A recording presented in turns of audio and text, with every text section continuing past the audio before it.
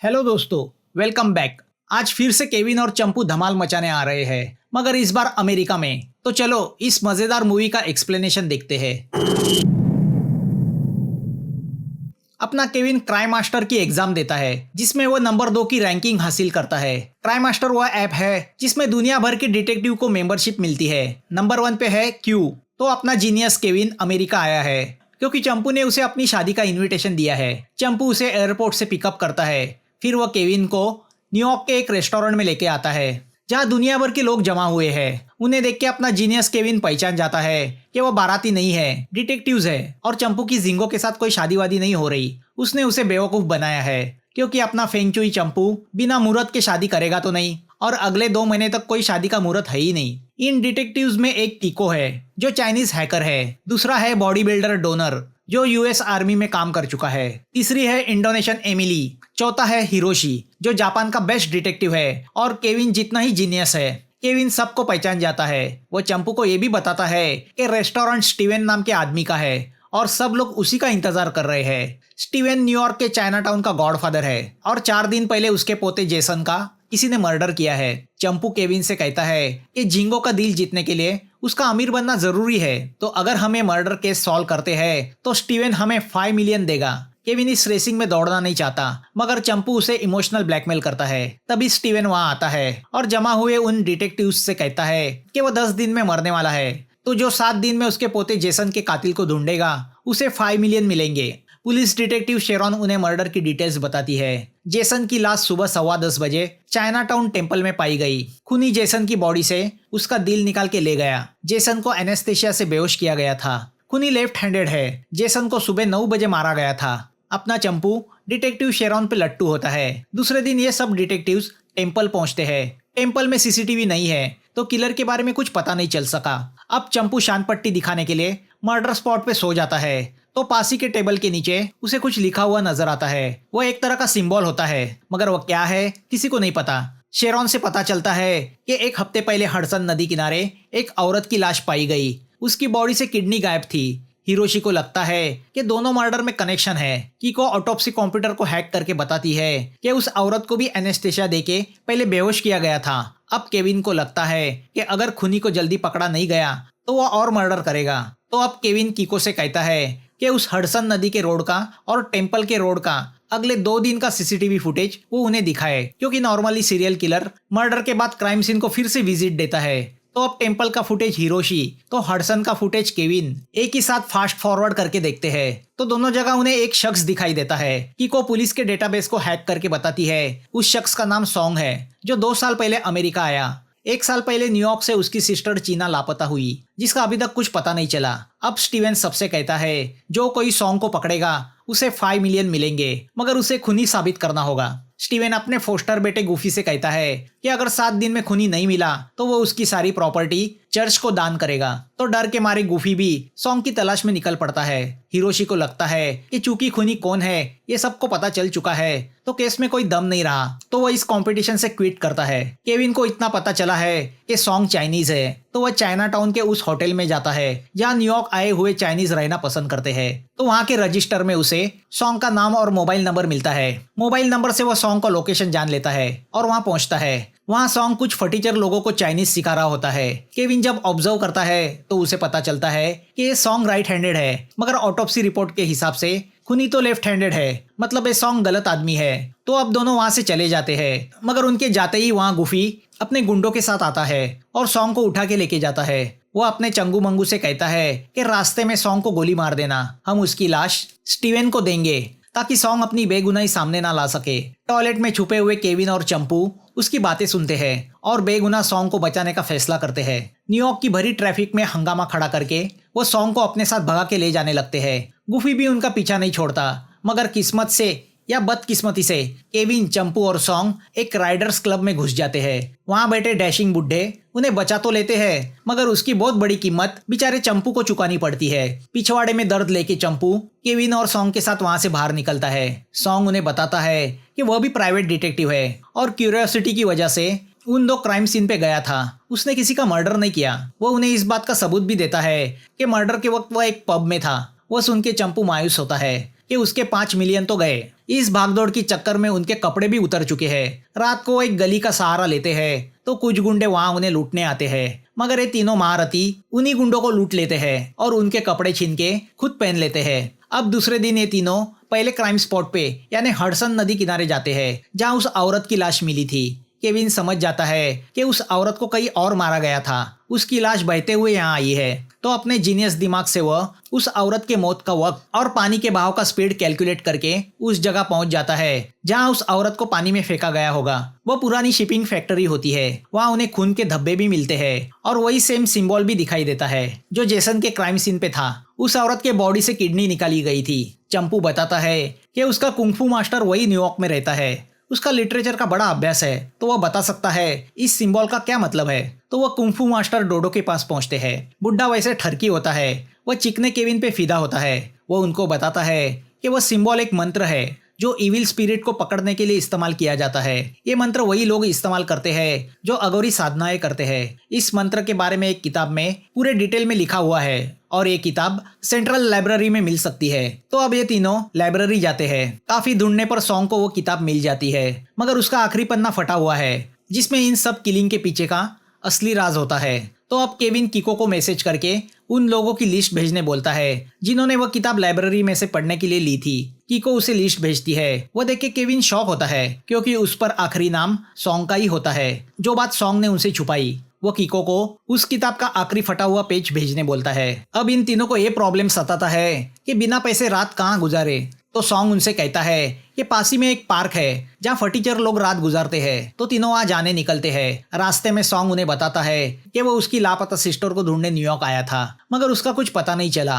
अब वह जैसे ही पार्क पहुंचते हैं तो देखते हैं वही सीरियल किलर किसी की लाश को पार्क में फेंक रहा है। उन्हें देख के वो भागता है। तो केविन उसका पीछा करते हुए एक स्टेशन पहुंचता है जहां वह किलर केविन को मारने के लिए सर्जिकल नाइफ निकालता है। तो डर के मारे केविन उसका पीछा करना छोड़ देता है। केविन सॉन्ग से पूछता है कि वो उनसे क्या छुपा रहा है। सॉन्ग अब मान लेता है कि उसने वो मंत्र वाली किताब पढ़ी थी और उसे वो किताब पढ़ने की हिंट मिस्टर क्यू ने दी थी, जो दुनिया का नंबर 1 डिटेक्टिव है। दूसरे दिन शेरॉन क्राइम सीन पहुंचती है तो उसे ऑटोप्सी डॉक्टर जेम्स से पता चलता है इस बार खूनी ने विक्टिम की बॉडी में से लीवर निकाल लिया है। केविन उस बॉडी को चेक करना चाहता है। तो यहाँ चंपू शेरॉन के साथ जेम्स को देख के इनसिक्योर फील करता है। किको से केविन को पता चलता है कि पुलिस उन्हें ढूंढ रही है। तो अब ये तीनों लड़की की भेस में हॉस्पिटल पहुंचते हैं। तीनों जेम्स की कंसल्टिंग रूम में जाके ऑटोप्सी रिपोर्ट देखते हैं, जिससे उन्हें पता चलता है कि इस बार लीवर निकाला गया है। वही ड्रॉवर में केविन को कैंसर की एक मेडिसिन भी दिखाई देती है। टेबल पे रखी फोटो से पता चलता है कि जेम्स मैरिड है, जिससे चंपू बौखला जाता है कि शादीशुदा होने के बावजूद वो शेरॉन को पटाने में लगा है। रूम के अंदर एक बेड भी होता है। तभी जेम्स शेरॉन के साथ अंदर आता है। उन्हें देख के ये तीनों जहाँ जगह मिले वहाँ छुप जाते हैं। केविन टेबल के नीचे छुप जाता है तो चंपू बेड के नीचे। शेरॉन जेम्स की ओर अट्रैक्ट हुई है। जेम्स बताता है कि उसकी वाइफ के मौत के बाद वो बिल्कुल अकेला हो गया है। उनकी प्यार भरी बातें सुन के बेड के नीचे छुपा हुआ चंपू डिस्टर्ब होता है, तो वह अपनी लेडीज सैंडल और कपड़े बेड के पास रख देता है, जिससे शेरॉन को गलत फहमी होती है कि जेम्स का उसकी असिस्टेंट के साथ चक्कर चल रहा है। तो वो वहां से चली जाती है, मगर वो कॉरिडोर में केविन और चंपू को अरेस्ट करने जाती है। केविन उसे गारंटी देता है कि वो 3 दिन में असली खूनी को पकड़ लेगा। तभी किको केविन के मोबाइल पे उस मंत्र का मैप भेजती है और उसी वक्त गुफी के लोग केविन और चंपू को उठा के अड्डे पे लेके आते हैं। केविन गुफी से कहता है कि असली खूनी सॉन्ग नहीं है, मगर गुफी को उससे कुछ फर्क नहीं पड़ता। वो सॉन्ग को खूनी बना के स्टीवन के सामने पेश करना चाहता है। अब इन दोनों को लॉकअप में बंद किया जाता है। केविन को लगता है कि इन तीनों मर्डर में कोई ना कोई कनेक्शन जरूर है। तीनों विक्टिम के शरीर से अलग अलग ऑर्गन गायब हुए हैं। किलर यूं ही किसी का भी मर्डर नहीं कर रहा। अगर इस राज का पता चला तो अगला मर्डर रोका जा सकता है। तो अब फेंगशुई चंपू अपना बचा कुचा दिमाग चलाता है। पहला मर्डर उस औरत का 27 जून को सुबह 1 बजे हुआ। लाश नदी किनारे पाई गई और बॉडी से किडनी गायब थी, मतलब उसका कनेक्शन पानी इस एलिमेंट से है और किडनी वाटर एलिमेंट को बिलोंग करती है। वक्त और तारीख पानी की देवता का है। दूसरा मर्डर जेसन का 1 जुलाई को 9 बजे टेम्पल में हुआ। तो चंपू बताता है चाइनीज एस्ट्रोलॉजी के अनुसार वह तारीख और वक्त फायर देवता का है और उसी के टेम्पल में लाश पाई गई। जेसन की बॉडी से हार्ट निकाला गया था। हार्ट ऑर्गन फायर एलिमेंट को बिलोंग करता है। तीसरा मर्डर 7 जुलाई रात को 3 बजे पार्क में हुआ। पार्क यानी वुड जंगल। लाश से लीवर गायब था, जो लकड़ी को बिलोंग करता है। वक्त और तारीख जंगल देवता का था, मतलब तीनों विक्टिम वाटर फायर और वुड से कनेक्टेड थे और लोकेशन भी टाओ के मंत्र मैप के हिसाब से वही चुने गए हैं। चाइनीज थियोरी में 5 एलिमेंट्स है, वाटर, फायर, वुड, मेटल और अर्थ। तो अब केविन टाओ के उस मंत्र के मैप को दीवार पे ड्रॉ करता है और उन लोकेशन को उसके साथ मैच करता है, तो उसे पता चलता है किलर उस मैप को फॉलो कर रहा है जो इंसानी शरीर के हिसाब से बनाया गया है। केविन को स्ट्राइक होता है कि किलर इस शैतानी मंत्र को इसलिए फॉलो कर रहा है क्योंकि मंत्र के हिसाब से 5 ऑर्गन की बलि के बाद वह अमर हो जाएगा और बलि उन्हीं लोगों की दी जा रही है जो लोग उस एलिमेंट की तारीख में पैदा हुए हैं। केविन के कैलकुलेशन के हिसाब से अगला मर्डर किसी मेटल फैक्ट्री में होगा और इस बार लंग्स यानी फेफड़ों को निकाला जाएगा। मगर वक्त बहुत कम है क्योंकि चाइनीज एस्ट्रोलॉजी के हिसाब से किलर 7 बजे यानी 1 घंटे में एक काम करने वाला है और ये दोनों पपलू तो लॉकअप में है। केविन मोबाइल के बगैर मेटल फैक्ट्री का लोकेशन जान नहीं सकता, तो वह हेल्पलेस हो जाता है कि तभी किको आके उन्हें लॉकअप से छुड़ाती है। वह बताती है कि उसने गुंडों के खाने के ऑर्डर को हैक करके उसमें नींद की जड़ी बूटी मिला दी थी। अब केविन मैप के सहारे मेटल फैक्ट्री का लोकेशन जान लेता है। किको केविन को सिर्फ इसलिए हेल्प कर रही है ताकि जब केविन खूनी को पकड़ेगा वो उसे स्टीवन के सामने पेश करके 5 मिलियन हासिल करेगी। सब पैसे के पीछे पड़े हैं, मेहनत तो बेचारा केविन ही कर रहा है। तभी number 1 Q crime master app पे मैसेज डालता है कि जो कोई खूनी को पकड़ना चाहता है मेटल फैक्ट्री चला जाए। केविन फैक्ट्री पहुंचता है तो वहाँ उसे सॉन्ग मिलता है। अब ये सब फैक्ट्री के अंदर जाते हैं। मैसेज देख के पूरी डिटेक्टिव मंडली भी वहाँ पहुंच जाती है। पीछे पीछे पुलिस भी वहाँ पहुंचती है। वहाँ उन्हें गुफी की लाश मिलती है जिसकी बॉडी में से फेफड़े निकाले गए हैं। सबको लगता है कि सॉन्ग मर्डरर है, तो सब उसे पकड़ने भागते हैं और फिर से हंगामा शुरू होता है। सब डिटेक्टिव्स को पकड़ के लॉकअप में डाला जाता है। किको सबको बताती है कि सॉन्ग खूनी नहीं है, अब सिर्फ आखिरी 1 दिन बचा है वरना 5 मिलियन गए। चंपू शेरॉन से कहता है कि खूनी टाओ के अमर होने के शैतानी मंत्र को फॉलो कर रहा है। अब सिर्फ आखिरी बलि रह गया है जो अर्थ से बिलोंग करता है। खून रात 9 बजे मैनहट्टन के बीचों बीच किसी लोकेशन पे होगा। केविन शेरॉन से कहता है कि अगर इस बार खूनी को नहीं पकड़ा तो फिर वो हमेशा के लिए गायब हो जाएगा, यह आखिरी चांस है। मगर शेरॉन उनकी एक नहीं सुनती। तभी केविन को याद आता है कि जिन लोगों के मर्डर हुए हैं उन सब लोगों की बर्थ डेट उन एलिमेंट को बिलोंग करती है। तो सवाल ये पैदा होता है खूनी को इस लोगों की बर्थ डेट के बारे में कैसे पता चला। किको बताती है बर्थ डेट वाली इंफॉर्मेशन इंश्योरेंस, बैंक या पुलिस स्टेशन में होती है, तो किलर ने यहीं पे कहीं हैकिंग की होगी। अब किको अपना पोर्टेबल कंप्यूटर निकालती है और ये खोजने में लग जाती है कि मर्डर हुए चारों के नाम कहाँ रजिस्टर थे। यहाँ केविन को याद आता है उस मंत्र की किताब को लाइब्रेरी में से जो लोग लेके गए थे उस लिस्ट में एलिसन नाम की एक औरत का भी नाम था और ये एलिसन उस डॉक्टर जेम्स की वाइफ थी। तो अब केविन किको से कहता है कि वो चेक करे क्या मरे हुए विक्टिम्स कभी जेम्स के हॉस्पिटल में गए थे। दूसरी ओर शेरॉन मॉर्ग में पहुंचती है जहाँ जेम्स गुफी की ऑटोप्सी कर रहा होता है। वह शेरॉन के लिए कॉफी लाने जाता है। या केविन चंपू से कहता है कि शेरलॉक होम्स के हिसाब से कोई भी क्राइम परफेक्ट क्राइम नहीं होता, सबूत हमारे सामने होते हैं मगर हम कई और फोकस कर रहे होते हैं। हम यही सोच रहे थे कि खूनी चाइनीज है क्योंकि वह टाओ के मैप को फॉलो कर रहा है, मगर उस रात मैंने किलर के हाथ में सर्जिकल नाइफ देखा। शायद जेम्स का मर्डर से कोई कनेक्शन है क्योंकि उसकी वाइफ चाइनीज थी और उसने अपने आखिरी वक्त में अपने आप को कैंसर से बचाने के लिए शैतानी शक्तियों का सहारा लिया था और जेम्स लेफ्ट हैंडेड भी है।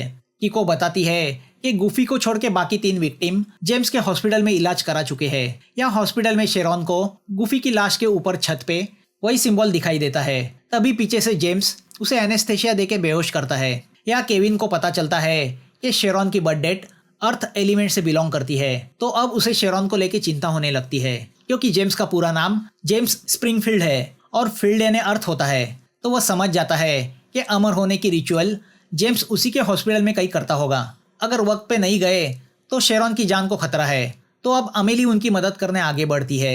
वो पुलिस को हिप्नोटाइज करती है। केविन, चंपू और सॉन्ग जेल से भागते हैं तो बाहर खड़े गुफी के लोग उनका पीछा करने लगते हैं।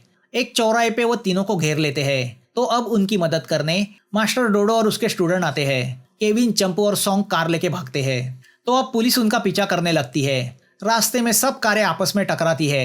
तीनों घोड़ा गाड़ी लेके भागते हैं मगर पुलिस उन्हें रोक लेती है। तो अब चंपू का बॉयफ्रेंड यानी वो मोटरसाइकिल राइडर वाले उन्हें बचाने आते हैं। वो तीनों को जेम्स के हॉस्पिटल छोड़ते हैं। अंदर जाते ही चंपू अपने फेंग शुई कांटे का उपयोग करता है और वो मॉर्ग में पहुंच जाते हैं। यहाँ जेम्स शेरॉन के ऑपरेशन की तैयारी करता है। उसे शेरॉन के यूटेरस की जरूरत है। तो मॉर्ग में इन तीनों को जेम्स के उस खुफिया रूम का पता चलता है। वो तीनों अंदर आते हैं तो जेम्स छुप जाता है। अंधेरे का फायदा उठा के वो उन पे हमला करता है। उस लड़ाई में केविन विंडो से नीचे गिरने जाता है तो सॉन्ग और चंपू उसे बचाते हैं। जेम्स बताता है कि वो भगवान पे भरोसा करता था मगर उसकी वाइफ ठीक नहीं हुई। फिर उसने मेडिकल साइंस की हेल्प ली मगर वो अपनी वाइफ को बचा नहीं पाया। वाइफ की मौत के बाद उसे कैंसर हुआ। फिर उसने टाओ के शैतानी शक्ति का सहारा लिया। 5 एलिमेंट में जन्मे 5 इंसानों के ऑर्गन की बलि दी जाए तो अमरत्व प्राप्त होता है। 5 लोग मर गए तो क्या होता है, एक डॉक्टर बच जाएगा तो वह कई जाने बचा सकता है। केविन उससे कहता है कि टाओ मंत्र को तुमने गलत तरीके से लिया। वह मंत्र इंसान को शैतान नहीं बनाता, इंसान को इंसान बनाता है। तो अब जेम्स अपने गले में चाकू भोंक के खुद को मार डालता है। शेरॉन को हॉस्पिटल भेजा जाता है। जाते जाते वह चंपू को एक बैड न्यूज देती है कि उसे केस सॉल्व करने के 5 मिलियन नहीं मिल सकते क्योंकि रात को स्टीवन की मौत हो चुकी है। या केविन सॉन्ग से कहता है कि मुझे पता है गुफी को तुमने मारा है, जेम्स ने नहीं, क्योंकि वह मेटल एलिमेंट से बिलोंग नहीं करता था। उस बुक में टाओ के मैप को भी तुम्ही ने फाड़ा है और जानबूझ के हमें उस रात पार्क ले गए क्योंकि मैप को रीड करके तुम जान गए थे रात को मर्डरर उसी स्पॉट पे किसी को मारने वाला है। तुमने गुफी को किडनैप करके उसे मेटल फैक्ट्री ले जाके मार डाला क्योंकि तुम अपनी सिस्टर की मौत का बदला लेना चाहते थे। गुफी ने तुम्हारी सिस्टर को साउथ अमेरिका प्रोस्टिट्यूशन के लिए बेच दिया था जिसमें उसकी मौत हुई। मेटल फैक्ट्री में जेम्स ने ऑलरेडी एक मर्डर करके लाश को फेंका था। तुमने उस लाश को गुफी की लाश के साथ रिप्लेस किया। सबको लगा गुफी को सीरियल किलर नहीं मारा है और तुम सॉन्ग नहीं मिस्टर क्यू हो, नंबर 1 के जीनियस डिटेक्टिव। मैप को पढ़ के सीरियल किलर की तरह मर्डर करके अपना बदला लेना, इतना परफेक्ट मर्डर तो जीनियस ही कर सकता है। मगर वह लाश अभी भी तुम्हारे कार की डिक्की में है जो अगर पुलिस के हाथ लगी तो तुम्हारा जीनियस का नशा उतर जाएगा।